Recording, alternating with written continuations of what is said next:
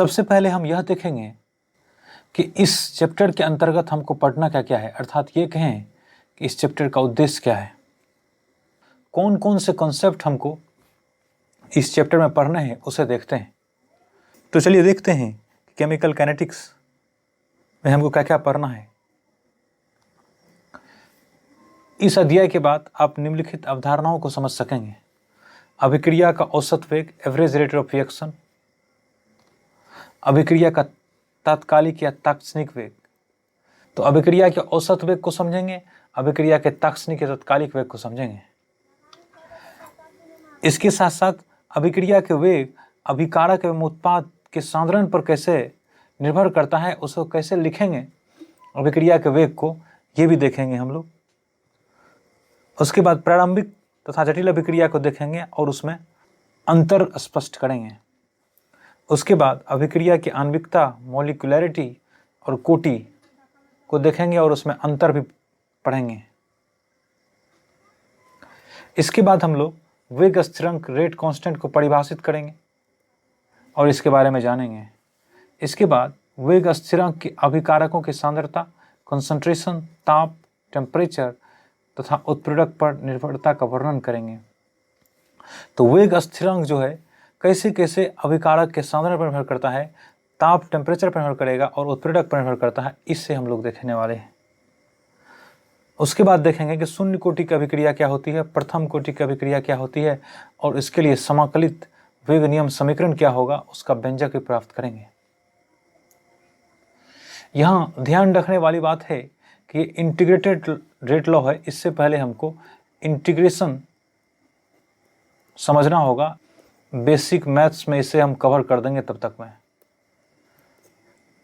इसी चैप्टर को पढ़ाने के लिए हमने बेसिक मैथ्स शुरू किया था। जो आदमी उस वीडियो को, बेसिक मैथ्स वाले वीडियो को नहीं देखे हैं, वो देख लें, तभी अच्छे से समझ में आएगा।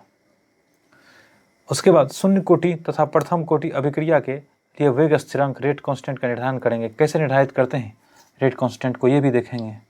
उसके बाद टक्कर का सिद्धांत देखेंगे, कोलिजन थ्योरी तथा आर्हेनस का समीकरण देखेंगे, आर्हेनस इक्वेशन। अब थोड़ी सी चर्चा हम केमिस्ट्री कर लेते हैं। तो रसायन विज्ञान जो है वास्तव में परिवर्तन से संबंधित है। जब भी रसायन विज्ञान की बात करते हैं तो हम चेंज, परिवर्तन की बात करते हैं। जैसे अब अगर लोहे का जंग लगना देखिए, जंग लगना, तो इसमें रासायनिक परिवर्तन हो रहा है जिसके कारण लोहे या इस प्रकार की किसी भी वस्तु पर जंग लग जाता है, एक नया पदार्थ बन जाता है। जब भी हम परिवर्तन की बात करते हैं तो उसके साथ साथ किसकी बात करते हैं, अभिक्रिया की बात करते हैं। तो परिवर्तन का अर्थ है अभिक्रिया। अभिक्रिया होगा तो पदार्थ के विशेषता में, गुण में चेंज होता है।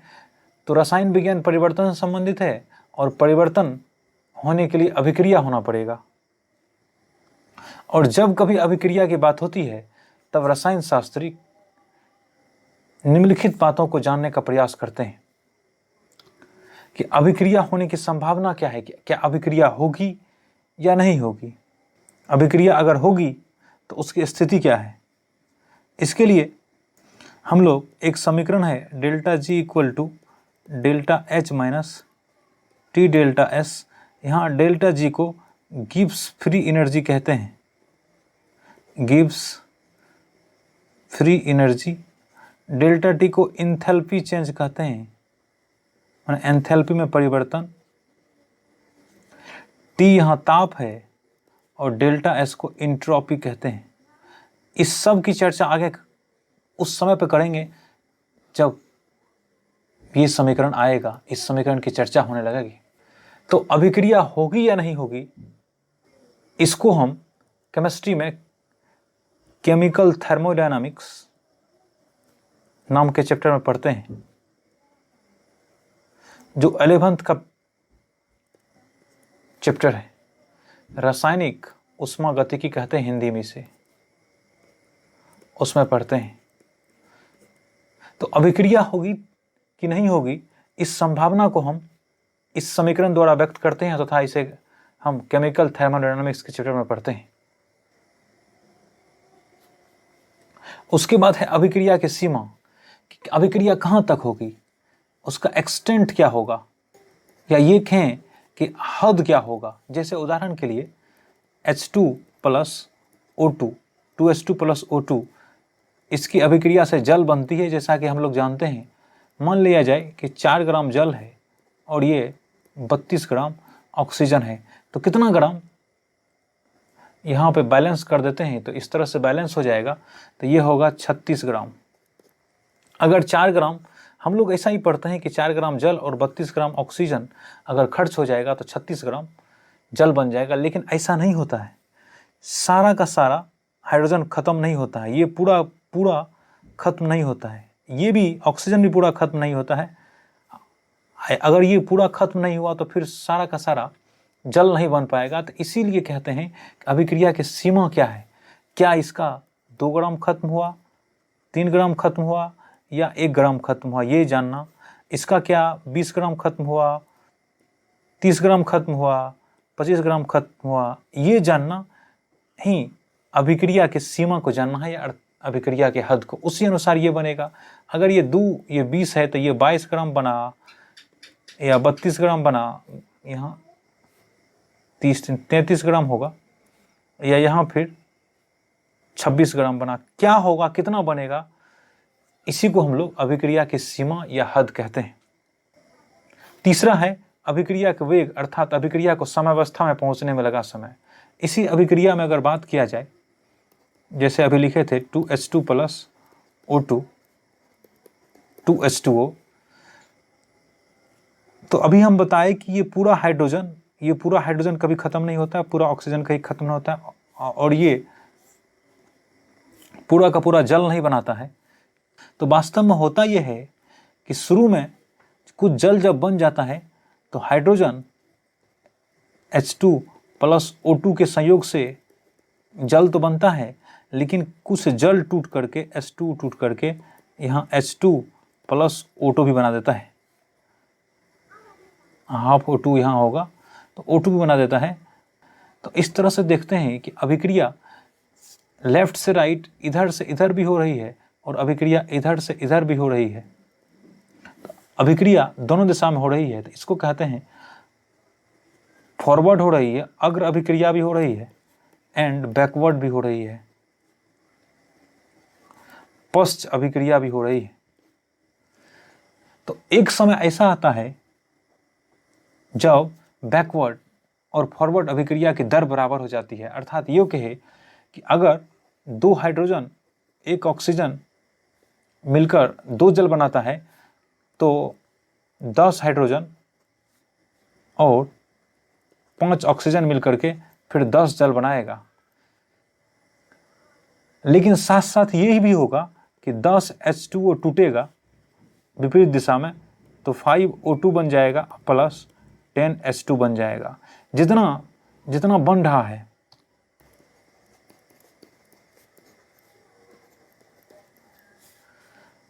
अगर 10 H2 प्लस 5 O2 मिलकर के 10 H2 बना रहा है, ये फॉरवर्ड अभिक्रिया है। तो जब इक्विलिब्रियम में साम्यावस्था में आता है तो 10 H2O टूट करके फिर 10 H2 प्लस 5 O2 बनाता है। ऐसे जब स्थिति हो जाए तो ऐसे कहते हैं rate of forward reaction is equal to rate of backward reaction. तो इस रिएक्शन को साम्य अवस्था में कहते हैं, इक्विलिब्रियम में कहते हैं। तो कोई अभिक्रिया कितनी जल्दी इक्विलिब्रियम में पहुंच जाती है या कितना लेट से पहुंचती है, इसी का अध्ययन हम लोग इस चैप्टर में करने वाले हैं, जिसका नाम केमिकल काइनेटिक्स है। इसी का अध्ययन हम लोग इस चैप्टर में करने वाले हैं। तो अब हम लोग रासायनिक बलगतिकी को डिफाइन कर लेते हैं, केमिकल काइनेटिक्स को डिफाइन कर लेते हैं, परिभाषित कर लेते हैं। रसायन विज्ञान की वह शाखा जिसमें अभिक्रिया का वेग, रेट ऑफ रिएक्शन, वेग को प्रभावित करने वाले कारक, factors affecting rate of reaction तथा क्रियाविधि मैकेनिज्म का अध्ययन किया जाता है, रासायनिक बलगतिकी कहलाता है। रासायनिक बलगतिकी में 3 चीज़ है, अभिक्रिया का वेग, रेट ऑफ रिएक्शन होगा, वेग को प्रभावित करने वाले कारक होंगे तथा क्रियाविधि होगा। इसका अगर अध्ययन किया जाए तो इसी को हम लोग रासायनिक बलगतिकी के अंतर्गत रखते हैं। अब यहाँ अभिक्रिया के वेग का मतलब क्या है कि अभिक्रिया जैसे रिएक्टेंट से प्रोडक्ट बन रहा है, ये R है रिएक्टेंट के लिए माने अभिकारक के लिए, और ये है उत्पाद के लिए। तो अगर रिएक्टेंट परिवर्तित होकर उत्पाद में बन रहा है तो कितनी तेजी से बन रहा है, कितना स्लो बन रहा है, इसी को अभिक्रिया का वेग कहते हैं। प्रभावित करने वाले कारक क्या क्या हो सकते हैं? अगर इसका ताप बढ़ा दिया जाए, इस अभिक्रिया का ताप बढ़ा दिया जाए, दाब बढ़ा दिया जाए, तो क्या इसमें कोई चेंज होता है? अगर चेंज होता है तो उसका अध्ययन भी इसी चैप्टर में करने वाले हैं। तथा क्रियाविधि का अर्थ ये है कि क्या R रिएक्टेंट एकाएक प्रोडक्ट में बदल जाता है या फिर इसके बीच में भी कोई प्रक्रिया होती है, कोई विधि होती है, कोई स्टेप होता है जिसके द्वारा ये रिएक्टेंट प्रोडक्ट में बदलता है, तो उसी को हम लोग क्रियाविधि कहते हैं। काइनेटिक्स ग्रीक भाषा के काइनेसिस शब्द से मिलकर बना है जिसका अर्थ होता है गति। तो हम लोग इस चैप्टर में रासायनिक अभिक्रिया के गति के बारे में पढ़ने वाले हैं और उससे संबंधित चीज़ों के बारे में पढ़ने वाले हैं। तो गति एवं संबंधित चीज़ों के बारे में इस चैप्टर में हम पढ़ने वाले हैं। तो ये अब तक इस चैप्टर का परिचय था, लेकिन अब हम इस चैप्टर के टॉपिक पे चलते हैं। सबसे पहला है अभिक्रिया का वेग, रेट ऑफ रिएक्शन। अभिकारक के सांद्रण में कमी की दर या प्रतिफल के सांद्रण में वृद्धि की दर अभिक्रिया का वेग कहलाता है। तो अभिकारक के सांद्रण में जो कमी होगा उसका दर या प्रतिफल या उत्पाद के सांद्रण में वृद्धि की दर को ही अभिक्रिया का वेग कहते हैं। The rate of decrease in the concentration of reactant और rate of increase in the concentration of product is called the rate of reaction. तो डिक्रीज होगा, कमी होगा रिएक्टेंट के कंसंट्रेशन में, उसके रेट को, या फिर इंक्रीज होगा, वृद्धि होगा उत्पाद के सांद्रण में, कंसंट्रेशन में, उसको ही हम लोग रेट ऑफ रिएक्शन कहते हैं। अभिक्रिया के वेग को फिर इस तरह से तब लिख सकते हैं, अभिक्रिया का वेग इक्वल टू अभिकारक के सांद्रण में कमी बाय समय अंतराल या प्रतिफल के सांद्रण में वृद्धि या समय अंतराल। मान लिया जाए कि एक R से P अभिक्रिया है जिसमें R अभिकारक है, रिएक्टेंट है, तथा P प्रतिफल है, उत्पाद है। तो हम जानते हैं कि अभिकारक प्रतिफल में चेंज होता है तो इसका सांद्रण तो धीरे धीरे घटते जाएगा, इसकी मात्रा जो है धीरे धीरे कम होती जाएगी और इसकी मात्रा धीरे धीरे बढ़ती जाएगी। इसलिए अभिकारक के सांद्रण में कमी का जो दर होगा और प्रतिफल का सांद्रण तो बढ़ेगा, तो इसमें वृद्धि का जो दर होगा इसी को हम लोग अभिक्रिया का वेग कहते हैं। अगर इसे एक समीकरण में लिखना चाहें तो अभिक्रिया का वेग इक्वल टू लिख सकते हैं सांद्रण में परिवर्तन, चाहे वो अभिकारक का हो या फिर प्रतिकल का हो, और समय परिवर्तन के अनुपात को हम लोग अभिक्रिया का वेग कहते हैं। या सांद्रण में परिवर्तन की दर ये भी लिख सकते हैं, सांद्रण में परिवर्तन की दर अभिक्रिया का वेग कहलाता है। मान लेते हैं ये R से P में एक अभिक्रिया हो रहा है, तो पहले ये समझ लीजिए कि अगर A है कोई अभिकारक या उत्पाद, अगर इस तरह से इसको ब्रैकेट में लिख देते हैं तो इसको पढ़ते हैं A का सांद्रण, ये पढ़ते हैं। अगर B ब्रैकेट में लिख दिया तो इसको पढ़ते हैं B का सांद्रण। ब्रैकेट का अर्थ ही होता है सांद्रण, तो जिसमें ब्रैकेट लगा रहा हो उसका सांद्रण। अगर यहाँ हमको R का ब्रैकेट लिख दिया जाए तो ये सूचित करेगा R के सांद्रण को, और P का ब्रैकेट लिख देंगे तो ये सूचित करेगा P के सांद्रण को। तो ये एक अभिक्रिया R से P में हो रहा है, तो इसके लिए दर होगी या वेग होगा, वो होगा अभिकारक के सांद्रण में कमी होगा ना, तो इसके लिए लिखेंगे R के सांद्रण में कमी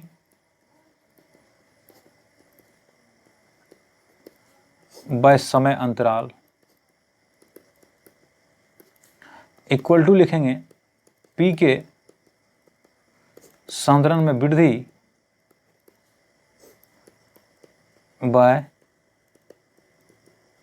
समय अंतराल, ये इस ऐसे लिख सकते हैं। फिर से एक बार, R से P है, मान लेते हैं कि T बराबर समय T बराबर T1 पर इसका सांद्रण था R1 और इसका सांद्रण था P1।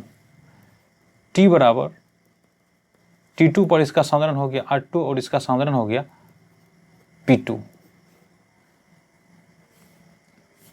तो रेट दर बराबर होगा अभिकारक के सांद्रण में कमी बाय समय अंतराल। तो अभिकारक का सांद्रण जो है बाद में हो गया है R2 और पहले था R1। अब बाय ये समय अंतराल लिख देना है, इसमें लिख देना है T2 माइनस T1। अगर इसको प्रोडक्ट के रूप से देखें तो रेट इज इक्वल टू हो जाएगा, दर इज इक्वल टू हो जाएगा P2 माइनस P2 का सांद्रण माइनस P1 का सांद्रण बटे T2 माइनस T1। अब ये देखिए सांद्रण का चेंज है, अंतिम माइनस प्रारंभिक है, तो इसको ऐसे भी लिख सकते हैं, पहले की वीडियो में बता चुके हैं। इसको लिख सकते हैं डेल्टा P का सांद्रण बाय डेल्टा T।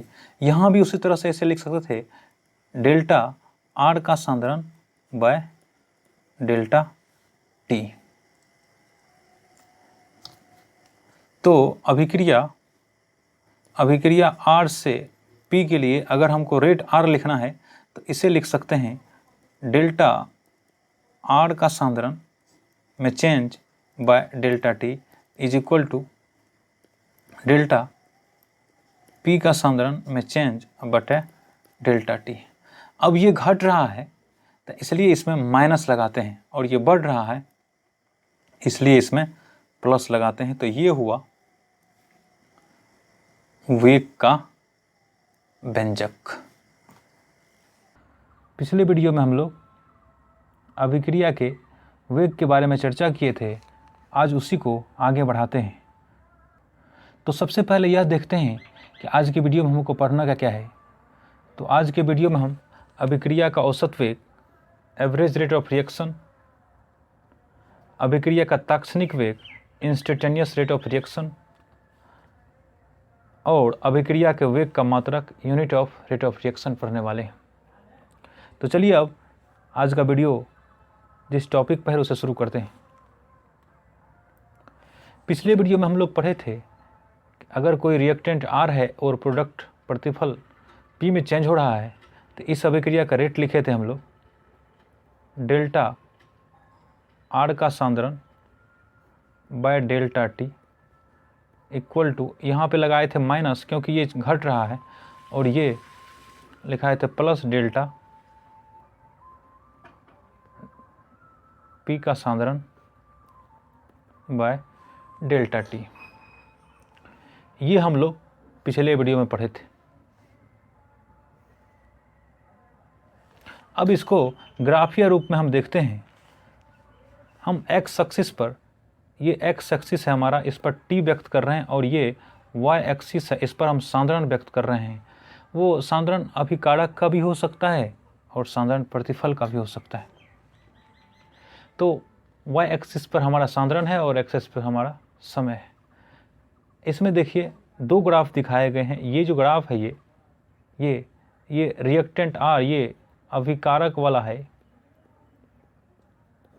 और ये जो है P प्रोडक्ट ये प्रतिफल वाला ग्राफ है। तो आप देख रहे हैं कि जैसे जैसे समय इधर बढ़ता जा रहा है उसी तरह से प्रतिफल ये बढ़ता जा रहा है। यहाँ और समय बढ़ा और ये बढ़ता गया, और समय बढ़ा बढ़ता गया, ये बढ़ते जा रहा है, ये इस तरह से। तो हम कह सकते हैं कि अभिक्रिया में जैसे जैसे प्रगति होती है वैसे वैसे प्रतिफल बढ़ रहा है। ठीक इसी प्रकार से जैसे जैसे समय बढ़ता जाता है तो प्रतिफल पहले यहाँ था, ये प्रतिफल का सांद्रण था यहाँ पर वाई एक्सिस में, इसे व्यक्त कर रहा था। कुछ समय के बाद ये हो गया यहाँ पे, फिर कुछ समय के बाद ये हो गया ये इस तरह से, और कुछ समय के बाद ये इस तरह से हो गया। तो हम ये देख रहे हैं कि समय के साथ साथ अगर ये इसको मान लिया जाए कि ये t1 समय है, ये t2 समय है और ये t3 समय है। t1 पर इसका साधारण c1 मान लेते हैं, इसका साधारण c2 मान लेते हैं और t3 पर इसका साधारण c3 मान लेते हैं। तो हम देख रहे हैं कि c1 ऊपर है, ये अधिक है, उससे कम है c2, उससे कम है c3। तो इस तरह से अभिकारक का साधारण घट रहा है तथा प्रतिफल का साधारण बढ़ रहा है। अगर हम किसी अंतराल में देखें, अगर t1 से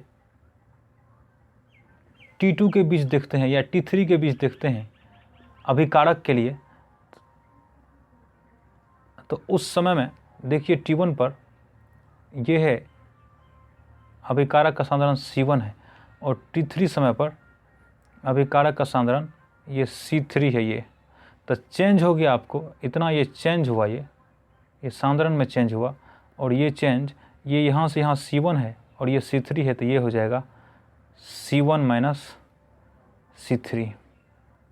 और टाइम जो यहाँ से यहाँ लगा है ये है t3 माइनस t1, ये समय है यहाँ से यहाँ।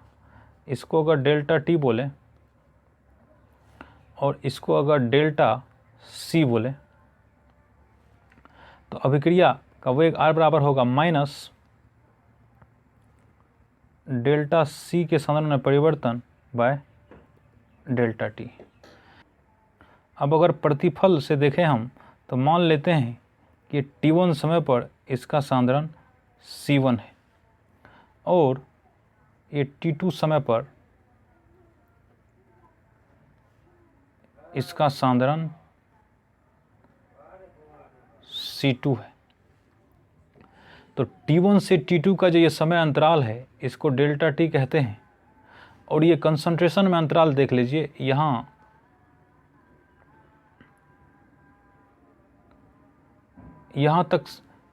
से यहाँ तक c2 है और ये c1 है, यहाँ से यहाँ तक c1 है।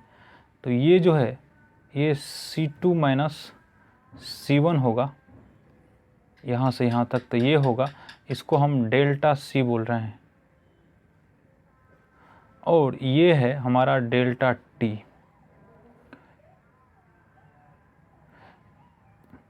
इस बिंदु को हम A, इसको B और इसको D मान रहे हैं। अब A और B को एक सरल रेखा से मिलाते हैं और ये सरल रेखा धनात्मक x के साथ थीटा कोण बना रहा है। तो ढाल वाले वीडियो में हम बता दिए थे कि किसी सरल रेखा की ढाल m = tan थीटा होती है।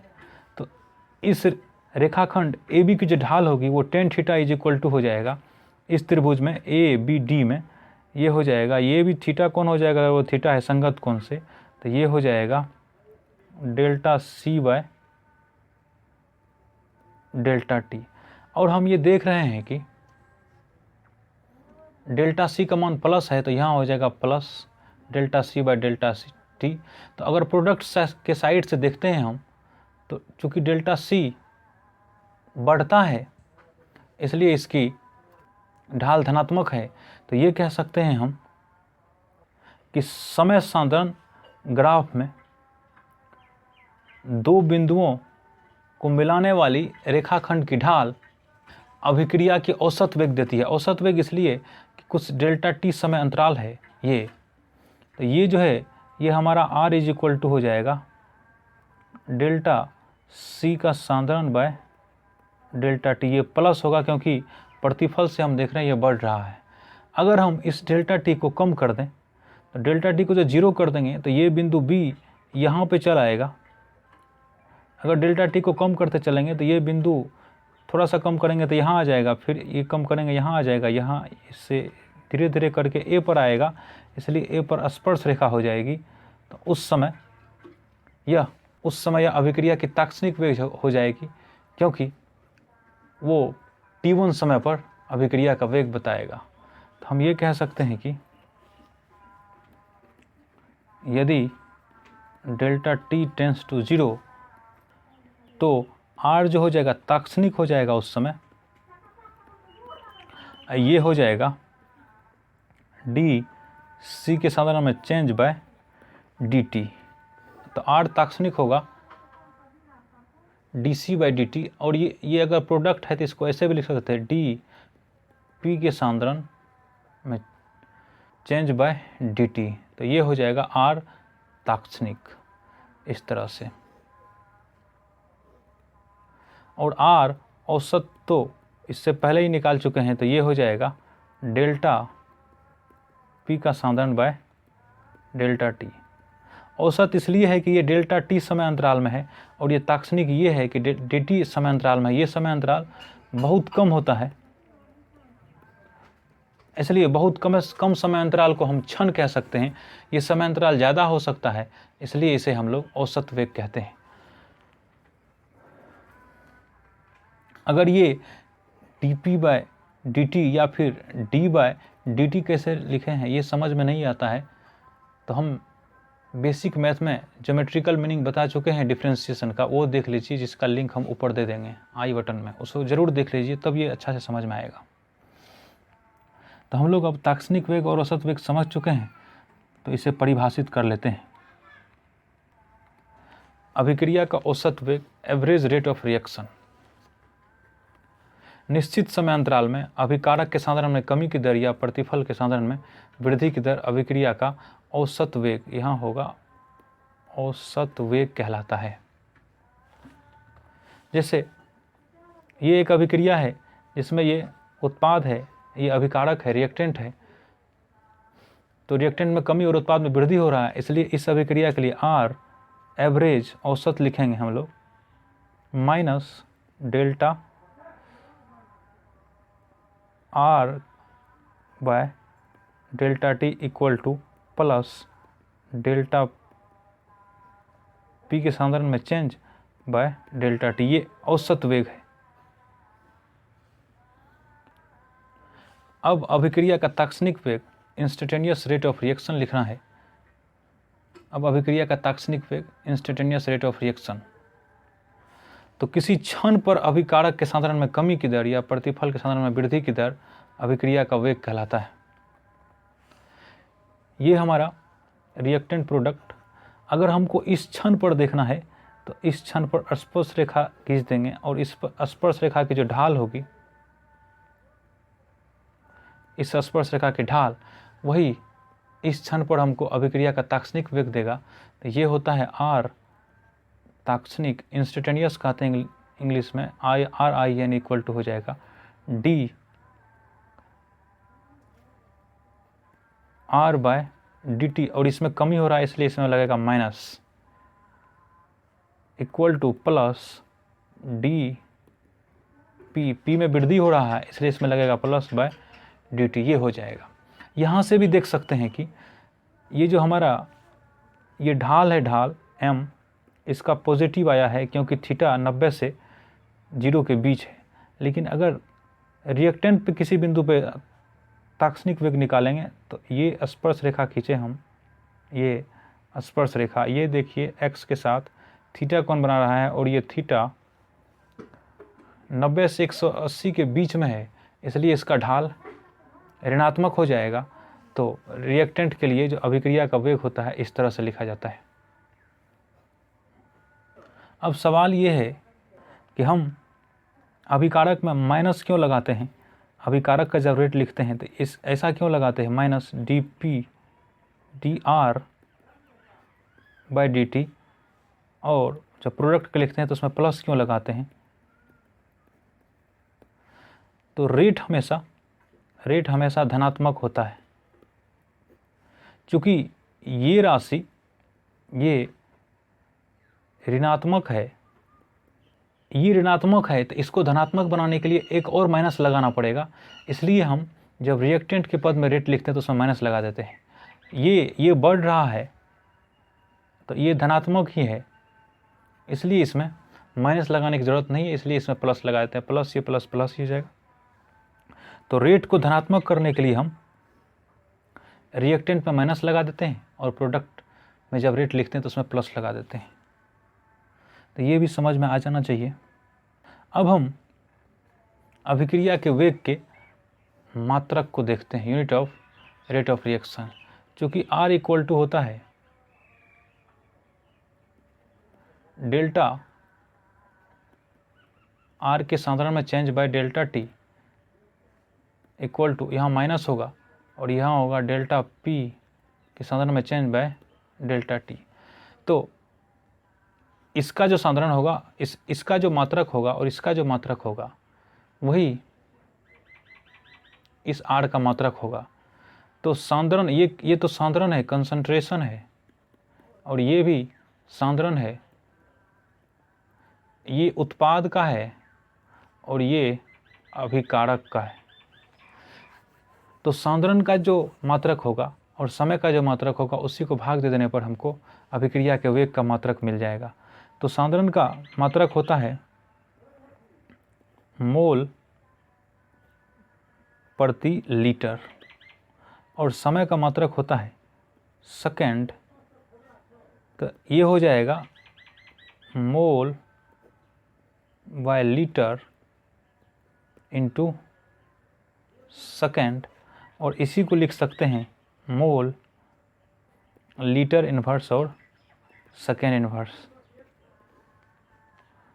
तो अभिक्रिया के वेग का मात्रक मोल प्रति litre, mole litre inverse second inverse होता है। परीक्षा में ये भी पूछा जाता है, इसे भी हम लोग याद रखेंगे। तो अब तक हम लोग अभिक्रिया का वेग, चाहे वो औसत हो या तात्क्षणिक हो, दोनों देख चुके हैं। उसके बाद वेग का मात्रक देख चुके हैं। इससे आगे के कॉन्सेप्ट को अगले वीडियो में चर्चा की जाएगी। इस वीडियो में हम लोग अभिक्रिया के वेग तथा stoichiometry, rate and stoichiometry of reaction पढ़ने वाले हैं। तो सबसे पहले ये समझ लेते हैं कि स्टोइकियोमेट्री क्या होता है। तो मान लिया जाए कि H2 और O2 अभिक्रिया करके जल बनाता है, ये हम सब जानते हैं। 2H2 प्लस O2 2H2, ये बैलेंस हो गया, बैलेंस समीकरण हो गया। ये 2 जो है H2 से पहले, और यहाँ नहीं है कुछ तो 1 मानते हैं, और यहाँ तो 2 है ही। तो इसको हम ऐसे पढ़ते हैं, अगर आणविक रूप में पढ़ेंगे तो ये कहते हैं कि 2 अणु H2 और 1 अणु O2 मिलकर के 2 अणु H2O बना रहा है, इसको ऐसे कहते हैं। तो हम यहाँ ये कहते हैं कि 2 H2 का स्टोइकियोमेट्री गुणांक है। ये 2 H2 का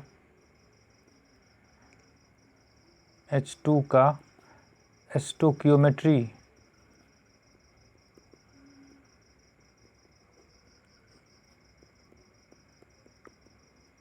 गुणांक है। O2 का स्टोइकियोमेट्री गुणांक 1 है और फिर H2O का स्टोइकियोमेट्री गुणांक 2 है। तो क्या अभिक्रिया के वेग स्टोइकियोमेट्री पर निर्भर करता है? आज के वीडियो में यही हम चर्चा करने वाले हैं। तो चलिए अब एक उदाहरण लेते हैं। N2 प्लस 3H2O अभिक्रिया करके अमोनिया NH3 बनाता है। इस अभिक्रिया में अगर देखेंगे तो एक N2 के साथ हमको 3 H2 चाहिए।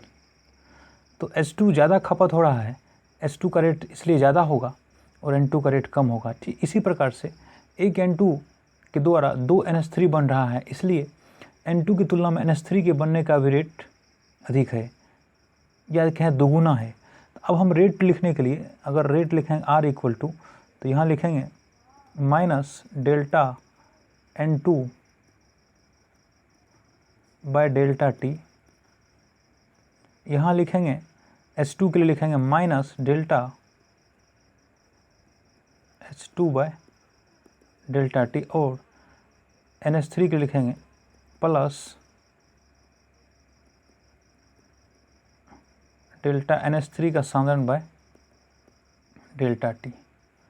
अब ये सारे रेट अलग अलग हैं, इसलिए इसको अगर हमको बराबर करना है तो इसमें फिर इसके गुणांक से भाग देना पड़ेगा। तो N2 का गुणांक एक ही है, इसमें भाग देने की ज़रूरत नहीं है। H2 में 3 गुणांक है, अगर इसको 1/3 से भाग दे देते हैं, N2 से 3 गुना बन रहा है, अगर ये 1/3 से भाग देते हैं तो ये N2 के दर के बराबर हो जाएगा। और N2 की तुलना में NH3 दुगुना बन रहा है, इसलिए अगर 1/2 से इसे भागा देते हैं तो ये N2 के दर के बराबर हो जाएगा। तो इस प्रकार से हम कह सकते हैं कि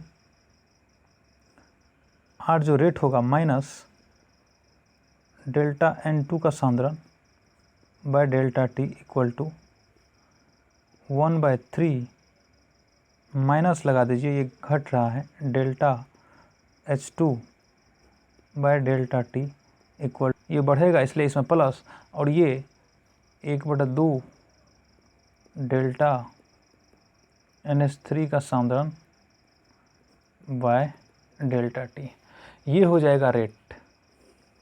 अब हम अभिकारक और उत्पाद के रेट को एक दूसरे से जोड़ दिए हैं, तो अब किसी का भी रेट निकाल सकते हैं। अगर यहाँ हम पूछें N2 और NH3 में रेट का क्या रिलेशन है, तो यहाँ लिख सकते हैं क्या, अभी हम रेट का सिर्फ मान लिखेंगे, तो ये लिखेंगे delta N2 by delta T equal to delta NH3 का सांद्रण बाय डेल्टा टी गुना 1/2। तो इसी को अगर लिखेंगे NH3 के बनने का रेट क्या होगा, तो ये डेल्टा NH3 का सांद्रण by delta T equal to हो जाएगा 2 इंटू, ये 2 गुना हो जाएगा, इसको यहाँ इधर ला दीजिए तो ये 2 से गुना हो जाएगा, ये हो जाएगा 2 डेल्टा N2 का सांद्रण बाय डेल्टा टी।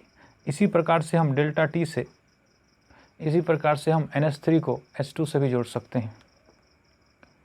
एक दूसरा उदाहरण इस प्रकार से है, तो इसमें अगर रेट लिखना है हमको, रेट इक्वल टू हो जाएगा माइनस डेल्टा HI का सांद्रण में चेंज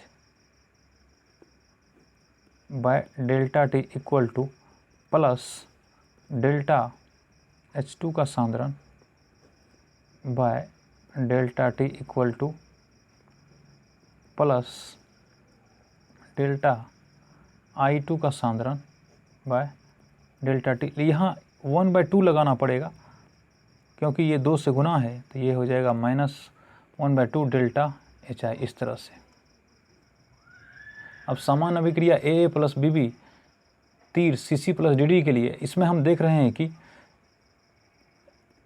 A का अभिकारक A का A मोल है, अभिकारक B का B मोल है, अभिकारक C का C मोल है तथा अभिकारक D का D मोल है। तो इसके लिए अगर रेट लिखेंगे तो ये हो जाएगा, ये A से गुना है और ये अभिकारक इसलिए इसमें माइनस होगा, तो -1/A डेल्टा A के सांद्रण में change by delta T equal to, फिर ये B में माइनस लग जाएगा क्योंकि ये घट रहा है, तो -1/B डेल्टा B का सांद्रण by delta T equal to, अब ये C वाला ये तो बढ़ेगा तो इसमें लग जाएगा +1/C डेल्टा C के सांद्रण में change by delta T equal to, ये फिर बढ़ रहा है, उत्पाद है, तो 1/T डेल्टा D का सांद्रण बाय डेल्टा टी। ये हम एवरेज रेट लिख रहे हैं, औसत रेट लिख रहे हैं। अगर ये हम तात्क्षणिक लिखें R इंस्टेंटेनियस, तो यहाँ लिखेंगे 1/A D A का सांद्रण बाय DT, ये होगा तात्क्षणिक दर।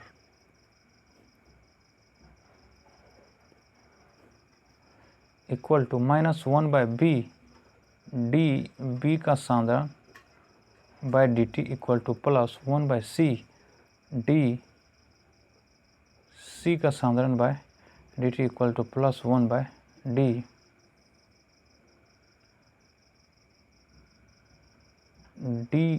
का सांद्रण बाय dt, इस तरह से।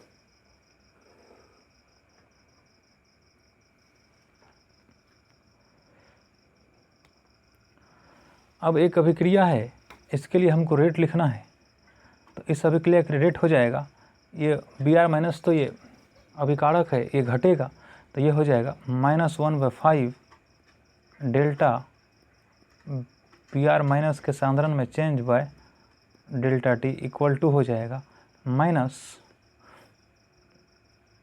इसमें एक गुणांक है तो 1/1 ही होगा, इसे छोड़ देते हैं, डेल्टा BrO3 माइनस के सांद्रण में change by delta T equal to, ये हो जाएगा -1/6, क्योंकि 6H प्लस है, 6 गुणांक है, ये हो जाएगा डेल्टा H प्लस के सांद्रण में change by delta T equal to हो जाएगा।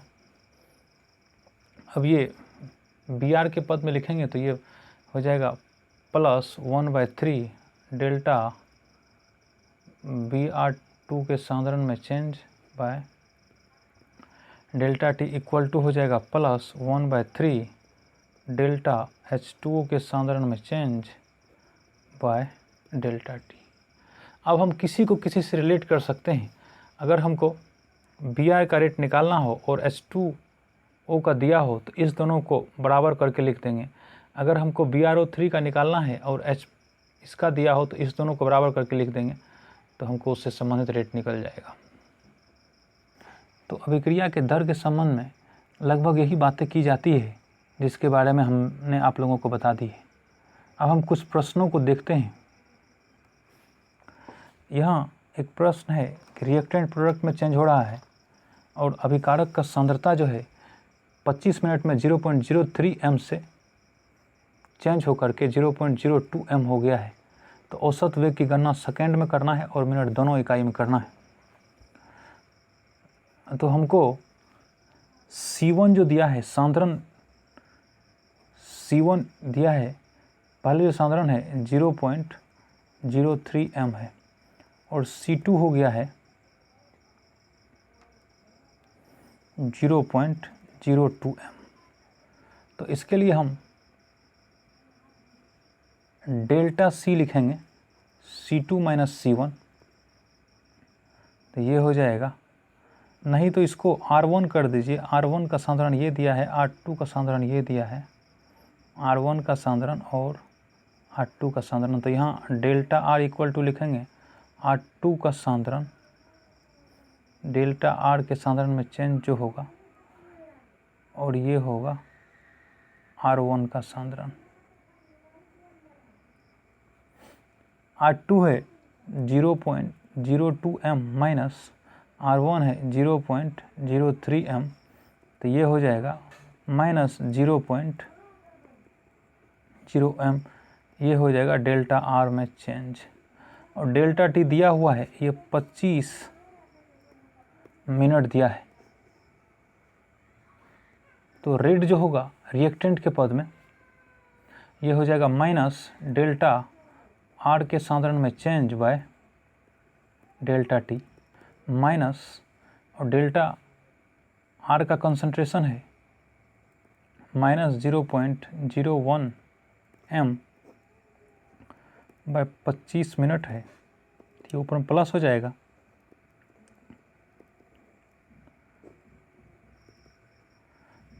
इसी को कैलकुलेट कर लीजिए तो ये हो जाएगा 0.004 मोल प्रति मिनट, या मिनट इन्वर्स होगा, इस तरह से ये आंसर हो जाएगा। अगर हमको सेकेंड में निकालना हो तो यहाँ मिनट के बदले सेकेंड कर दीजिए। सेकेंड में R इक्वल टू है, तो ये है 0.01 m बाय 25 मिनट। इसी को सेकेंड में लिखने के लिए 0.01 m बाय 25 गुना 60 सेकेंड हो जाएगा। तो इसी को लिख दीजिए 0.01 m बाय 60 गुना 25, ये होगा इस तरह से, और इसी को कैलकुलेट कर लीजिए। अब यहाँ पर 0.01 m बाय इसको लिख लीजिए 15 गुना 10 का पावर 2 सेकेंड होगा ये। अगर इसको ऐसे देखेंगे 100 गुना 10 का पावर -4 करेंगे तो ऊपर में इतना ही आ जाएगा m बाय 15 गुना 10 का पावर 2 सेकेंड। अब इस 10 पावर 2 को ऊपर ले जाइएगा तो ये हो जाएगा, और 100 को 15 से भागा दीजिए तो ये हो जाएगा 10 का पावर -6 m बाय सेकेंड। इसी को भागा दीजिए 6.6 गुना 10 का पावर -6 m पर सेकेंड। इसी को कहेंगे 6.6 गुना 10 का पावर 6। m के बदले लिख सकते हैं मोल प्रति लीटर, और ये हो जाएगा, नीचे में सेकेंड है तो इसी को लिखेंगे 6.6 गुना 10⁻⁶ मोल प्रति लीटर इन्वर्स और सेकेंड इन्वर्स, ये हमारा R हो जाएगा सेकेंड के टर्म में। अब एक प्रश्न इस प्रकार से है कि N2O5 का अपघटन निम्नलिखित समीकरण के अनुसार हो रहा है। हम यहाँ देख रहे हैं कि N2O5 टूट रहा है NO2 और O2 में। यदि किसी निश्चित समय अंतराल के लिए N2O5 के अपघटन की दर इतना दिया हुआ है 1.8 गुना 10⁻³ मोल प्रति लीटर प्रति मिनट, अब की बार ये समय मिनट में है, तो इसी समय अंतराल के लिए NO2 और O2 के बनने की दर क्या होगी। तो सबसे पहले सॉल्यूशन में हम अभिक्रिया लिख लेते हैं। 2N2O5 ये टूट करके बना रहा है 4NO2 प्लस O2। इसके लिए रेट जो लिखेंगे तो ये हो जाएगा -1/2, ये 2 है गुणांक में तो 1/2 डेल्टा N2O5 के कंसंट्रेशन में change by delta T equal to हो जाएगा प्लस 1/4, ये 4 गुणांक है NO2 के साथ इसलिए 1/4 होगा डेल्टा NO2 के सांद्रण में change by delta T equal to यहाँ हो जाएगा 1/1 डेल्टा O2 के सांद्रण में चेंज बाय डेल्टा T। ये हमको दिया हुआ है, ये क्वेश्चन में हमको दिया हुआ है। तो हमको सबसे पहले O2 के NO2 के बनने का रेट निकालना होगा। तो इस दोनों को इक्वेट करने पर, इस दोनों को अगर बराबर कर दें मान के साथ सिर्फ, तो यहाँ ऐसा लिख सकते हैं कि 1/4 delta NO2 by delta T equal to 1/2 delta N2O5 by delta T। इस 4 को इधर ले आइए तो ये हो जाएगा delta NO2 by delta T equal to 4/2 delta N2O5 के सांद्रण में चेंज बाय डेल्टा T। ये 2 से 2 कैंसिल हो गया, तो डेल्टा NO2 की जो बनने की दर होगी वो N2O5 के घटने की दर के दुगुनी होगी। तो यहाँ हम लिख सकते हैं डेल्टा NO2 के बनने की दर होगी 2 गुना,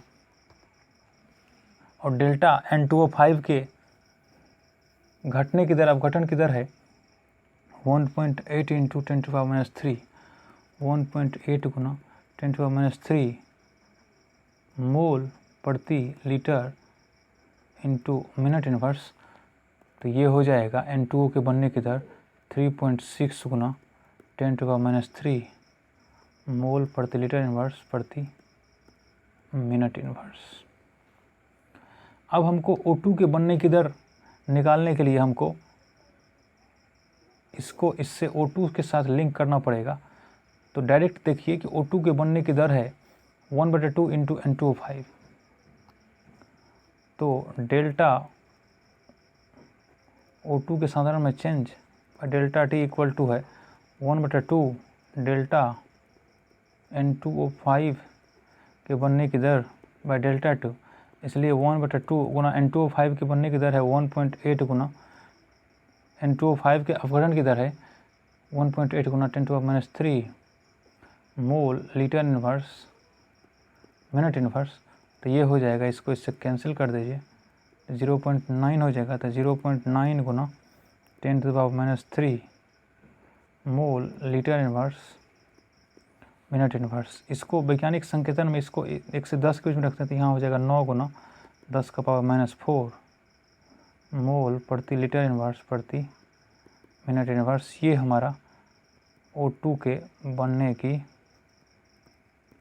दर हो जाएगी। तो इस प्रकार से दोनों आंसर हमको प्राप्त हो चुका है। इसी तरह के और क्वेश्चंस लेकर के आप बना सकते हैं, ताकि आप लोगों को इस तरह के कोई प्रश्न बनाने में समस्या ना हो।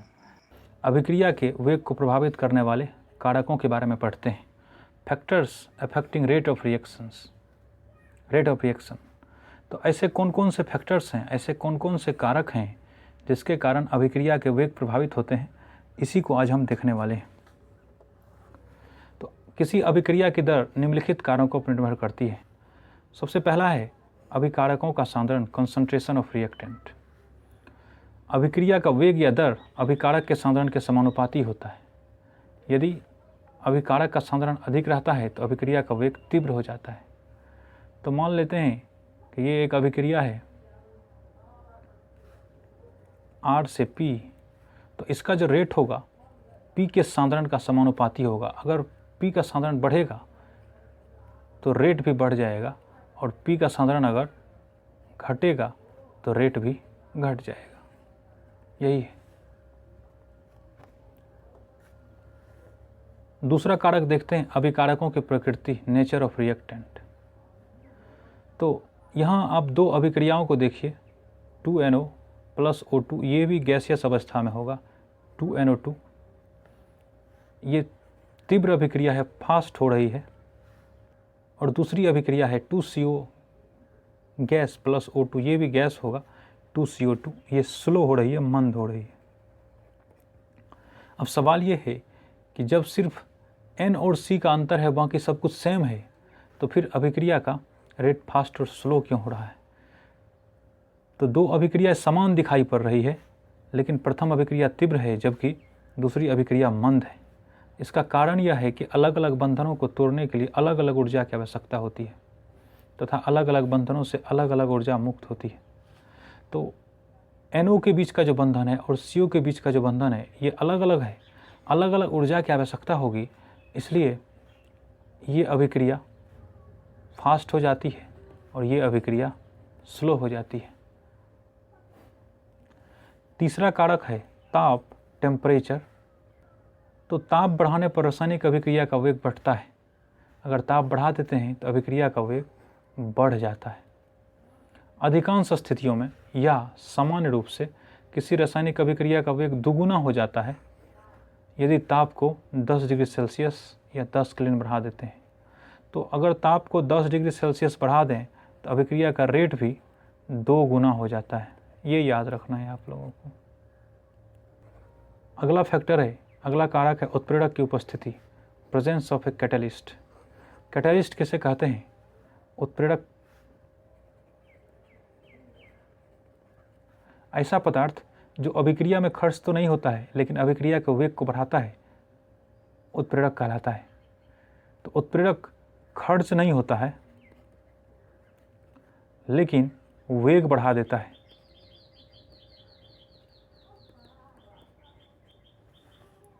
तो उत्प्रेरक बिना खर्च हुए समान रूप से अभिक्रिया के वेग को बढ़ाता है। ऐसा यह सक्रियण ऊर्जा को कम करके करता है। तो इसके लिए अभिक्रिया के वेग को बढ़ाने के लिए उत्प्रेरक सक्रियण ऊर्जा, एक्टिवेशन एनर्जी, इंग्लिश में इसको एक्टिवेशन एनर्जी कहते हैं, एक्टिवेशन एनर्जी को ये कम कर देता है। अगर अभिक्रिया उत्क्रमणीय हो अर्थात दोनों ओर से अभिक्रिया हो रही हो तो यह समयावस्था को चेंज न करते हुए और परिवर्तित रखते हुए समयावस्था प्राप्त करने के समय को कम कर देता है। तो ये इक्विलिब्रियम समयावस्था प्राप्त करने के इक्विलिब्रियम प्राप्त करने के समय को कम कर देता है। इसे एक ग्राफ से समझते हैं। मान लिया जाए इधर T है, इधर E है। एक अभिक्रिया इस प्रकार से हो रही है, ये R है, अभिकारक है, रिएक्टेंट है, ये हमारा प्रोडक्ट है, उत्पाद है। तो यहाँ आप देखेंगे कि ये ऊर्जा इधर दिखा रहा है, तो अभिकारक अणु को इतना ऊर्जा होना पड़ता है तब जाके ये उत्पाद में बदलता है। तो ये जो ऊर्जा है, ये ऊर्जा, इसी ऊर्जा को हम लोग सक्रियण ऊर्जा कहते हैं। मतलब वह न्यूनतम ऊर्जा जो अभिकारक को उत्पाद में बदल दे। अगर इतना ऊर्जा नहीं होगा तो अभिकारक उत्पाद में नहीं बदलेगा। अब जब उत्प्रेरक आता है तो इसी को, ये जो अभिकारक की सक्रियण ऊर्जा है, इसको कम कर देता है, इसको इतना ही रखता है, इतना। तो अब अभिकारक का वह अणु भी उत्पाद में बदल जाएगा जिसकी ऊर्जा इसके बराबर होगी। इसलिए अभिक्रिया का वेग बढ़ जाता है जब उसमें उत्प्रेरक मिलाते हैं। अब दूसरा है, उत्क्रमणीय अभिक्रिया के लिए समवस्था को अपरिवर्तित रखते हुए समवस्था प्राप्त करने के समय को कम कर देता है। तो एक अभिक्रिया H2 + Cl2 2HCl पर विचार करते हैं। ये दोनों ओर से हो रही है, इसलिए इसको उत्क्रमणीय अभिक्रिया कहते हैं। और आधा आधा एरो से दिखाएं। H2 + Cl2 2HCl बन रहा है और 2HCl टूट करके H2 + Cl2 बन रहा है। तो इधर की जो अभिक्रिया है और इधर की जो अभिक्रिया है, जब दोनों बराबर हो जाती है, इसको फॉरवर्ड रिएक्शन कहते हैं। तो RF फॉरवर्ड रिएक्शन की रेट, अगर अभिक्रिया की रेट अगर बैकवर्ड रिएक्शन के रेट के बराबर होता है, तब इसे हम समवस्था में कहते हैं। तो जब इसमें उत्प्रेरक मिलाते हैं, कैटलिस्ट मिलाते हैं, ये फॉरवर्ड की रेट को बढ़ा देता है, क्योंकि उत्प्रेरक का काम ही है अभिक्रिया के वेग को बढ़ाना। साथ ही साथ ये बैकवर्ड रिएक्शन को भी रेट को बढ़ा देता है, इस रेट को भी बढ़ा देता है। तो दोनों तरफ से रेट बढ़ गया, इसलिए लगने वाला समय जो है कम हो जाता है अभिक्रिया को समवस्था में आने में। तो समवस्था में आने में अभिक्रिया कम समय लेता है जब अभिकारक में उत्प्रेरक मिला दिया जाता है। अगर उत्प्रेरक नहीं मिलाता है तो अधिक समय लेते हैं। अगला है अभिकारकों का पृष्ठीय क्षेत्रफल, सरफेस एरिया ऑफ रिएक्टेंट। जिस अभिक्रिया में अभिकारक या उत्प्रेरक के कणों का आकार छोटा होता है, उस अभिक्रिया की दर तेज होती है। तो कणों का आकार छोटा होगा तो अभिक्रिया की दर तेज होगी। इसका कारण यह है कि कणों का आकार छोटा होने के कारण पृष्ठीय क्षेत्रफल बढ़ जाता है। तो पृष्ठीय क्षेत्रफल, सरफेस एरिया बढ़ जाता है, जिसके कारण अभिक्रिया की दर तेज हो जाती है। अब इसको ऐसे समझिए,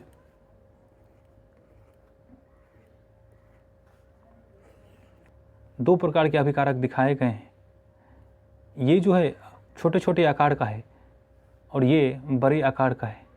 अगर इसको छोटे छोटे आकार में तोड़ा जाए तो इतने अभिकारक हो जाएंगे, और इन सब का जो सरफेस एरिया है, पृष्ठीय क्षेत्रफल, ये इसके तुलना में, इसका जो पृष्ठीय क्षेत्रफल है, इसके तुलना में इसका पृष्ठीय क्षेत्रफल अधिक होगा, और इसका पृष्ठीय क्षेत्रफल इसके मुकाबले, इन सब के मुकाबले कम होगा। इसलिए अगर अभिकारक के अणु छोटे छोटे आकार के होते हैं तो अभिक्रिया की दर बढ़ती है, अभिक्रिया दर बढ़ जाती है अगर अभिकारक अणु छोटे छोटे आकार के होते हैं। छठा है प्रकाश की उपस्थिति, प्रेजेंस ऑफ लाइट। कुछ अभिक्रिया अंधेरा में नहीं होता है, लेकिन यह प्रकाश की उपस्थिति में संपन्न हो जाती है, जैसे ये अभिक्रिया है H2 + Cl2 2HCl। ऐसी अभिक्रिया प्रकाश रासायनिक अभिक्रिया कहलाती है, फोटोकेमिकल रिएक्शन कहलाती है। प्रकाश की उपस्थिति में होने का कारण यह है कि प्रकाश के फोटोन अपनी ऊर्जा अभिकारक अणु को दे देती है, जिससे यह सक्रिय होकर उत्पाद बनाने लगता है, जिससे अभिक्रिया का वेग बढ़ जाता है। तो अगर लाइट नहीं था, यहाँ पे लाइट नहीं था, तो ये सक्रिय नहीं हो रहा था, जिसके कारण ये उत्पाद में नहीं बदल रहा था। लाइट आने से H2 और Cl2 सक्रिय होकर उत्पाद में बदलने लगा, तो हम कहते हैं कि अभिक्रिया का दर बढ़ गया है। दर कुछ नहीं है, उत्पाद के बनने की दर है। अगर उत्पाद ज़्यादा बन रहा है पहले के मुकाबले, तो कहते हैं कि दर बढ़ गया। तो प्रकाश की उपस्थिति में अभिक्रिया का दर भी बढ़ता है, लेकिन यह सब अभिक्रिया के लिए लागू नहीं होता है, कुछ कुछ अभिक्रिया में ऐसा होता है। तो आज की वीडियो में इतना ही। अगर आपको हमारा वीडियो पसंद है और इस तरह की वीडियो के नोटिफिकेशन पाना चाहते हैं तो आप चैनल को सब्सक्राइब कर सकते हैं, ताकि आगे आने वाले वीडियो का नोटिफिकेशन आपको जल्दी से जल्दी मिल सके। धन्यवाद।